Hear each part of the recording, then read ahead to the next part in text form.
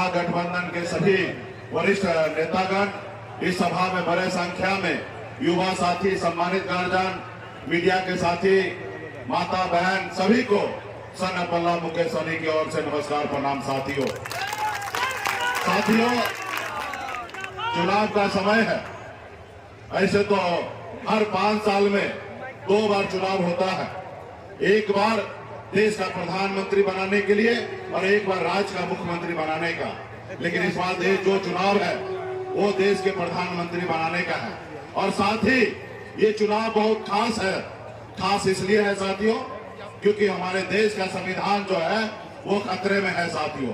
देश के लोकतंत्र व्यवस्था जो है वो खतरे में है साथियों। ये देश आपका है साथियों। आपके पूर्वज ने पौने 200 साल अंग्रेज से लड़ाई लड़ा, तब जाके ये देश आजाद हुआ साथियों। इस देश में आजादी से पहले अंग्रेज का शासन हुआ करता था। लाखों की संख्या में आपके पूर्वज ने लड़ाई लड़ा, बलिदान दिया, शहीद हुआ, उसके बाद ये देश आजाद हुआ साथियों।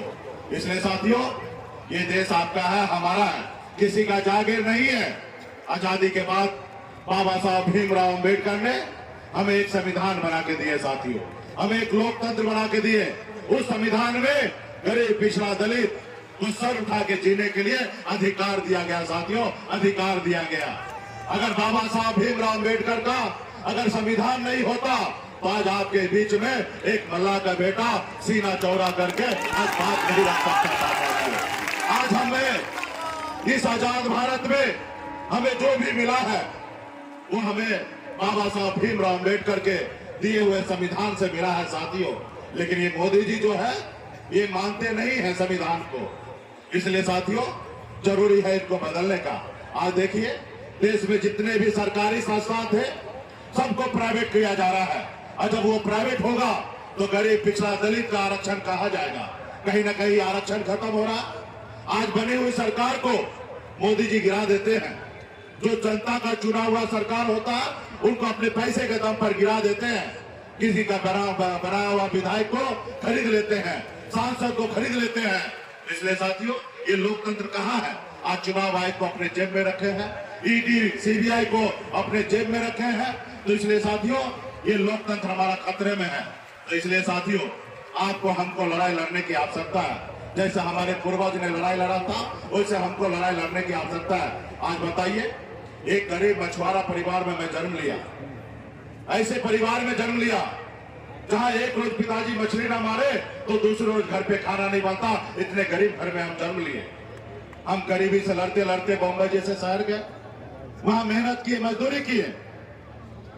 900 रुपया महीने पे मैं नौकरी करता था और नौकरी मेहनत के दम पर बॉम्बे में अपनी बेहतर जिंदगी जीने लगा, मुकाम को हासिल किया। फिर मैं मुड़कर देखा तो मैं तो काफी आगे निकल गया हूं, लेकिन हमारा समाज बहुत पीछे रह गया है। लोग चांद पे घर बनाने के लिए सोच रहा है, लेकिन आज भी बिन बिल्दार, नुनिया, मरा, चाहे तिहरपन पर इन निषाद का, अति पिछड़ा का, दलित भाई के लिए इस धरती पर रहने के लिए घर नहीं है। फिर मैंने बॉम्बे के ऐशोआराम जिंदगी को छोड़कर पिछले 10 सालों से मैं संघर्ष कर रहा हूं, अपने समाज के हक अधिकार के लिए लड़ाई लड़ रहा हूं। आज बताइए क्या मैं गुनाह कर रहा हूं? अपने गरीब लोगों के लिए लड़ाई लड़ना क्या देश में कोई गुनाह है? अब बताइए 2020 में संघर्ष करते करते हमने 4 विधायक बनाया। बिहार में बताया कि मल्ला का बेटा सिर्फ मछली नहीं मारता है, एक विधायक और सांसद भी बना सकता है। ये बिहार को हमने बताया। हमारे 4 विधायक बना, हमारे सहयोग से सरकार बना। अगर हम समर्थन नीतीश जी को नहीं देते तो बिहार में सरकार नीतीश जी का नहीं बनता। यूं कह दीजिए एक मल्ला का बेटा के समर्थन से बिहार में सरकार बना। हमने उनको मुख्यमंत्री बनाया, हम मंत्री बने, अपने समाज का हक अधिकार के लिए लड़ाई लड़ रहे थे। लेकिन उनको अच्छा नहीं लगा। वो देखा जिस समाज को, जिसको बरसों से हम अपने पैर तले दबा के रखे, आज उसका बेटा खड़ा हो गया। इनको रोको, अगर नहीं रोकोगे तो बिहार में पिछड़ा 36% है, बहुत आगे निकल जाएगा। इसको रोको। और उन्होंने एक साजिश के तहत हमारे विधायक को खरीद लिया और जो सरकार हमने बनाया था वो सरकार से हमें बाहर कर दिया। इसलिए कि हम गरीब मजदूर का बेटा एक दलित समाज से आते, पिछड़ा समाज से आते। इसलिए साथियों ये मोदी जी है, ये गरीब को देखना नहीं चाह रहे। पिछड़ा दलित को हक अधिकार देना नहीं चाहते हैं। ये बड़े लोगों का सरकार है, अडानी अंबानी का सरकार है, ये गरीब का सरकार नहीं है। साथियों, आपने सुना 2014 में मोदी जी आए, आपसे क्या वादा किया था कि हम आपके अच्छे दिन लाएंगे, हर युवा को हर साल 2 करोड़ नौकरी देंगे। क्या नौकरी मिला? क्या आपके अच्छे दिन आए? उन्होंने कहा कि देश में किसान आत्महत्या कर रहा है, हम सरकार में आएंगे, हर किसान को आमदनी दुगुना करेंगे। क्या हुआ? उन्होंने कहा हर गरीब को पक्का मकान बना के देंगे, हुआ? नहीं हुआ। तो इसलिए साथियों, आज क्या कह रहे हैं मोदी जी?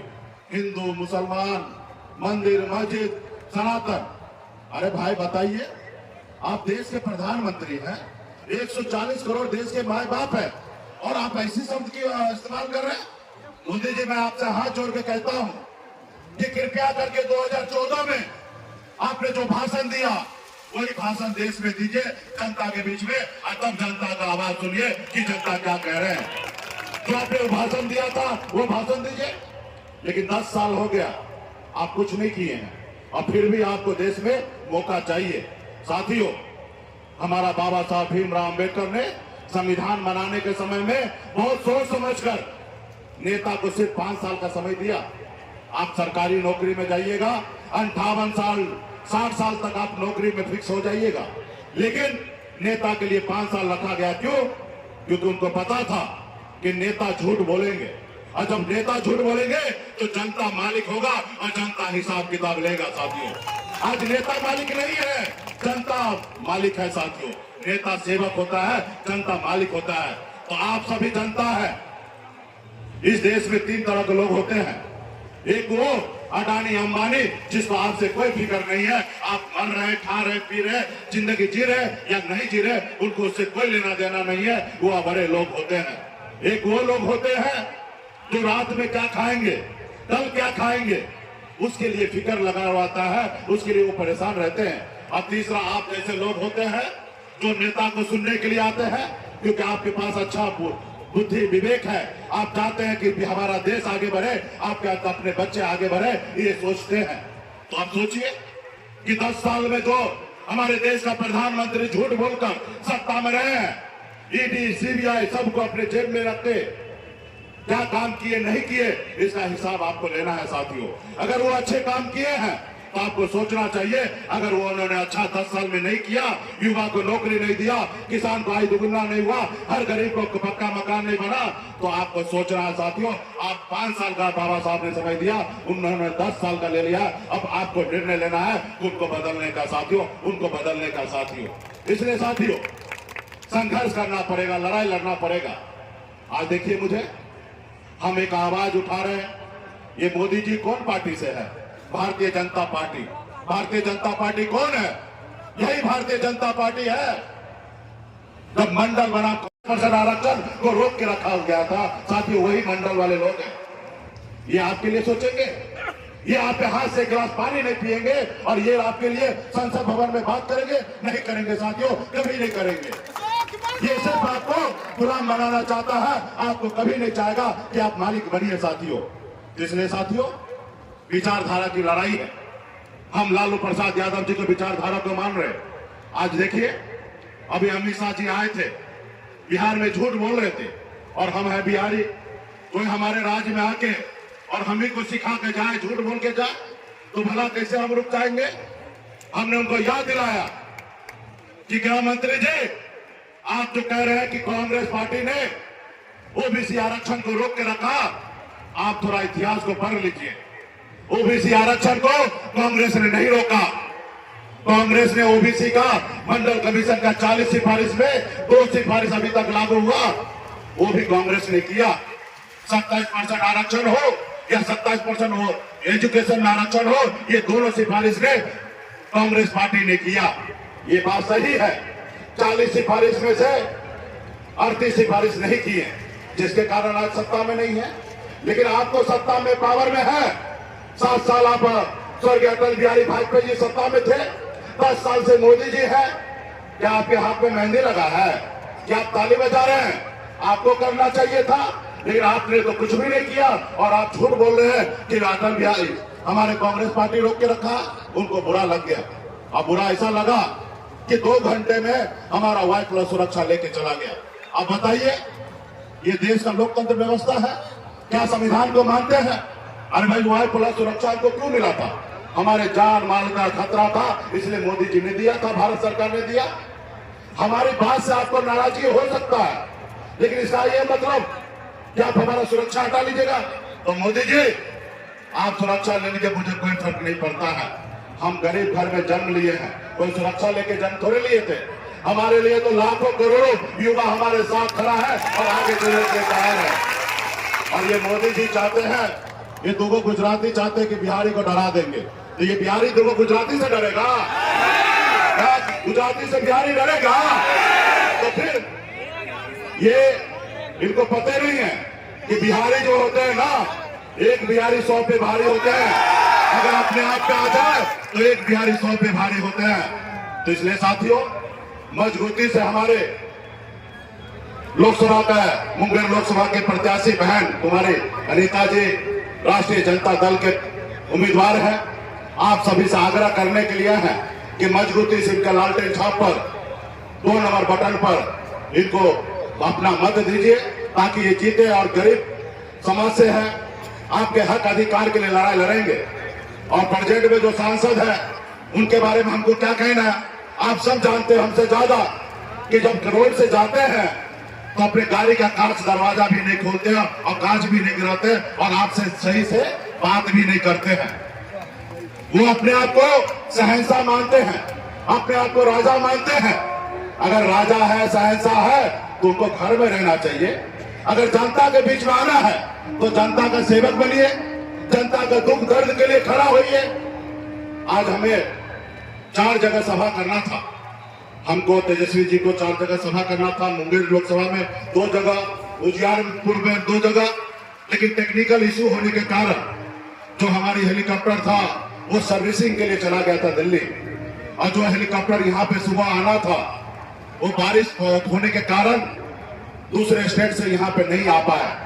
और इसके कारण, और आप सभी को जानकारी है, माननीय नेता प्रतिपक्ष श्री तेजस्वी प्रसाद यादव जी को कमर में भी तकलीफ है, दवा लेकर वो कार्यक्रम कर रहे हैं और यहाँ पे आने के लिए असमर्थ रहे।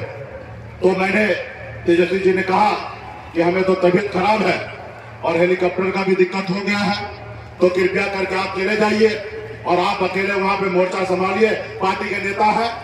तो भाई, हम जनता का सेवक है ना। जनता यहाँ पे लाखों हजारों की संख्या में आए और भला हमको हेलीकॉप्टर नहीं मिला तो क्या हम रुक जाएंगे? नहीं रुकेंगे। और हम बाय रोड पटना से यहाँ पे आ गए, अब यहाँ से फिर उजियारपुर जाएंगे, क्योंकि हम लोग जनता के हक अधिकार के लिए लड़ाई लड़ने के लिए आए हैं। तो हम आपके बीच में आए, तो इसलिए तेजस्वी जी नहीं आए हैं। तो हम तेजस्वी जी से बात कराइए टेलीफोन पे ही, हम लोग भाषण आपको करवा देते हैं और वो आ जाते हैं। उनके कमर में थोड़ा दिक्कत है और लंबा हम लोगों को 25 दिन तक लड़ाई लड़ना है, शरीर भी स्वस्थ रखना है, ताकि हम बड़े मजबूती से ये 2 जो गुजराती है, इनसे मजबूती से लड़ेंगे और बिहार में बताएंगे कि बिहार में चलने वाला नहीं है, ना चलवे बिहार में, ना चलवे बिहार में। सिर्फ बिहारी का चलेगा, कोई गुजराती का नहीं चलेगा।